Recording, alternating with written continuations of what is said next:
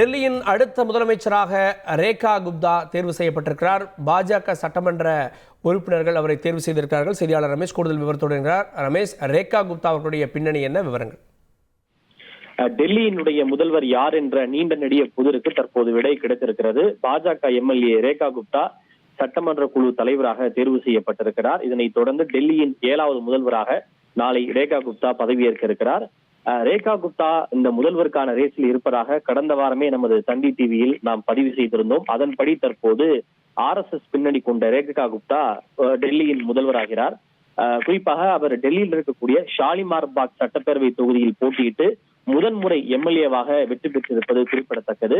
இவர் பாஜகவினுடைய தேசிய செயற்குழு உறுப்பினராகவும் டெல்லி பாஜகவினுடைய தேசிய பொதுச் செயலாளராகவும் பதவி வகித்துள்ள ரேகா குப்தா வடக்கு டெல்லியினுடைய மேயராகவும் அவர் பதவி வகித்திருக்கிறார். அதே போல டெல்லியினுடைய மகிழா மோர்ச்சாவினுடைய தலைவராகவும் பதவி வகித்திருக்கிறார். RSS பின்னணி கொண்ட ரேகா குப்தா தன்னுடைய கல்லூரி காலத்தில் டெல்லி பல்கலைக்கழக மாணவர் அமைப்பினுடைய தலைவர் மற்றும் பொதுச் செயலாளராகவும் பதவி வகித்திருப்பது குறிப்பிடத்தக்கது.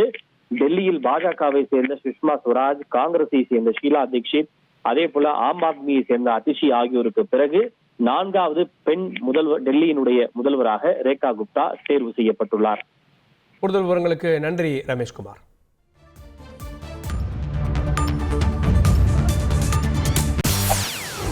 செய்திகளை உடனுக்குடன் தெரிந்து கொள்ள உடனே சப்ஸ்கிரைப் பண்ணுங்க.